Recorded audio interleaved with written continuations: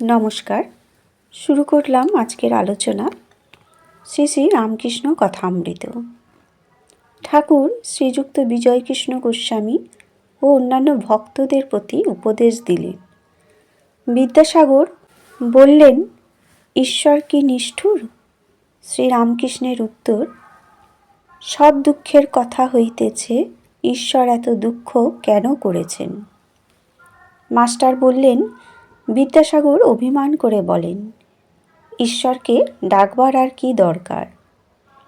দেখো, চেঙ্গিস খাঁ যখন লুটপাট আরম্ভ করলে তখন অনেক লোককে বন্দি করলে।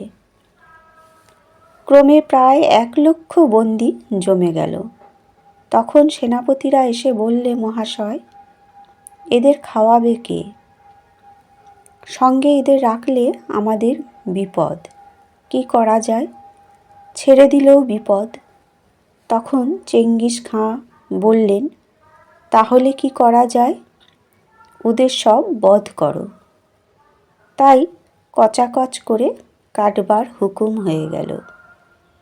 এই হত্যাকাণ্ড তো ঈশ্বর দেখলেন, কই একটু নিবারণ তো করলেন না? তা তিনি থাকুন, আমার দরকার বোধ হচ্ছে না, আমার তো কোনো উপকার হলো না। শ্রীরামকৃষ্ণ বললেন, ঈশ্বরের কার্য কি বোঝা যায়? তিনি কি উদ্দেশ্যে কি করেন? তিনি সৃষ্টি, পালন, সংহার সবই করছেন। তিনি কেন সংহার করছেন আমরা কি বুঝতে পারি? আমি বলি, মা, আমার বোঝবারও দরকার নাই। তোমার পাদপদ্মে ভক্তি দিও। মানুষ জীবনের উদ্দেশ্য এই ভক্তি লাভ। আর সব মা জানেন। বাগানে আম খেতে এসেছি, কত গাছ, কত ডাল, কত কোটি পাতা, এসব বসে বসে হিসাব করবার আমার কি দরকার? আমি আম খাই, গাছপাতার হিসেবে আমার দরকার নাই। ঠাকুরের ঘরের মেঝেতে আজ রাত্রে বাবুরাম মাস্টার ও রামদয়াল শয়ন করিলেন। গভীর রাত্রি 2-3 হইবে।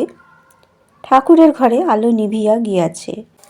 তিনি নিজে বিছানায় বসিয়া ভক্তদের সহিত মাঝে মাঝে কথা কহিতেছেন।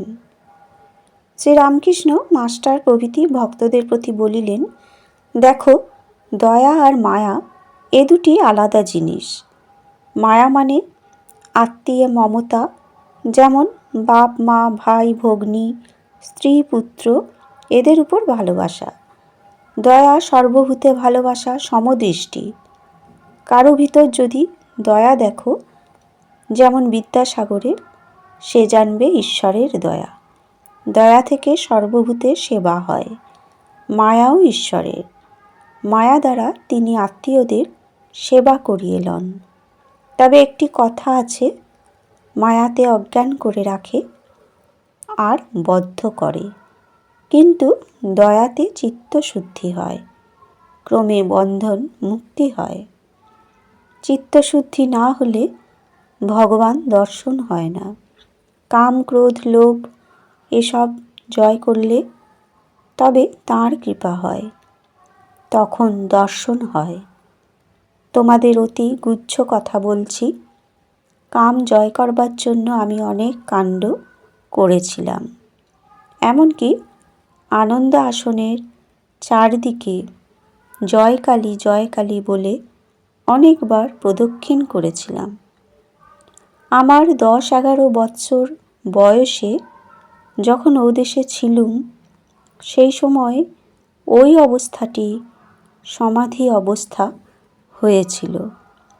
মাঠ দিয়ে যেতে যেতে যা দর্শন করলাম তাতে বিহ্বল হয়েছিলাম। ঈশ্বর দর্শনের কতকগুলি লক্ষণ আছে। যদি দেখা যায়, আনন্দ হয়, বুকের ভিতর তুবড়ির মতো গুড়গুড় করে মহাবায়ু ওঠে। পরদিন বাবুরাম, রামদয়াল বাড়ি ফিরিয়া গেলেন। মাস্টার সেই দিনও রাত্রি ঠাকুরের সঙ্গে অতিবাহিত করিলেন। সেদিন তিনি ঠাকুর বাড়িতেই প্রসাদ পাইলেন। বন্ধুরা, আজকের আলোচনা এ পর্যন্তই।